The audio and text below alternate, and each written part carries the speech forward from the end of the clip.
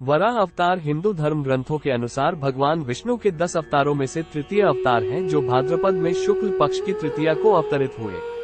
वराह अवतार की कथा हिरण्याक्ष और हिरण्यकशिपु ने जब दिति के गर्भ से जुड़वा रूप में जन्म लिया तो पृथ्वी कांप उठी। हिरण्याक्ष और हिरण्यकशिपु दोनों पैदा होते ही बड़े हो गए और अपने अत्याचारों से धरती को कपाने लगते हैं। यद्यपि हिरण्याक्ष और हिरण्यकशिपु दोनों बलवान थे, किंतु फिर भी उन्हें संतोष नहीं था। वे संसार में अजेयता और अमरता प्राप्त करना चाहते थे। हिरण्याक्ष और हिरण्यकशिपु दोनों ने ब्रह्मा जी को प्रसन्न करने के लिए बहुत बड़ा तप किया। उनके तप से ब्रह्मा जी प्रसन्न हुए। ब्रह्मा जी से अजेयता और अमरता का वरदान पाकर हिरण्याक्ष उद्दंड और स्वेच्छाचारी बन गया। वो तीनों लोकों में अपने को सर्वश्रेष्ठ मानने लगा। हिरण्याक्ष ने गर्वित होकर तीनों लोकों को जीतने का विचार किया। वो हाथ में गदा लेकर इंद्रलोक में जा पहुंचा। देवताओं को जब उसके पहुंचने की खबर मिली तो वे भयभीत होकर इंद्रलोक से भाग गए। देखते ही देखते समस्त इंद्रलोक पर हिरण्याक्ष का अधिकार स्थापित हो गया। जब इंद्रलोक में युद्ध करने के लिए कोई नहीं मिला तो हिरण्याक्ष वरुण की राजधानी विभावरी नगरी में जा पहुंचा।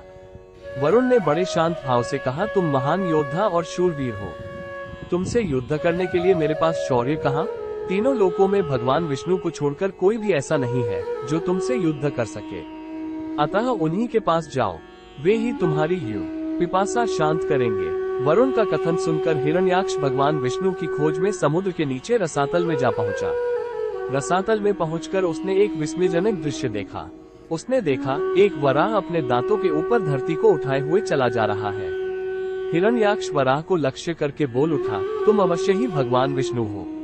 धरती को रसातल से कहाँ ले जा रहे हो? ये धरती तो दैत्यों के उपभोग की वस्तु है, इसे रख दो। तुम अनेक बार देवताओं के कल्याण के लिए दैत्यों को छल चुके हो, आज तुम मुझे छल नहीं सकोगे। फिर भी भगवान विष्णु शांत, कल्याण के लिए दैत्यों को छल चुके हो, आज तुम मुझे छल नहीं सकोगे। फिर भी भगवान विष्णु शांत ही रहे। उनके मन में रंचमात्र भी क्रोध पैदा नहीं हुआ। वे वराह के रूप में अपने दांतों पर धरती को लिए हुए आगे बढ़ते रहे।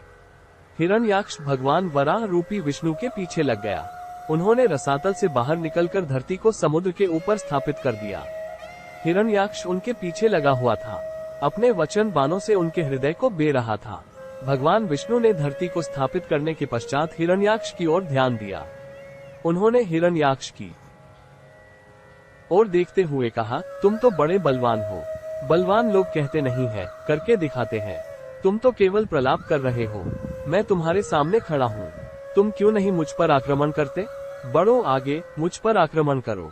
हिरण्याक्ष की रगों में बिजली दौड़ गई। वो हाथ में गदा लेकर भगवान विष्णु पर टूट पड़ा। भगवान के हाथों में कोई अस्त्र शस्त्र नहीं था। उन्होंने दूसरे ही क्षण हिरण्याक्ष के हाथ से गदा छीनकर दूर फेंक दी। हिरण्याक्ष क्रोध से उन्मत्त हो उठा। वो हाथ में त्रिशूल लेकर भगवान विष्णु की ओर झपटा। भगवान विष्णु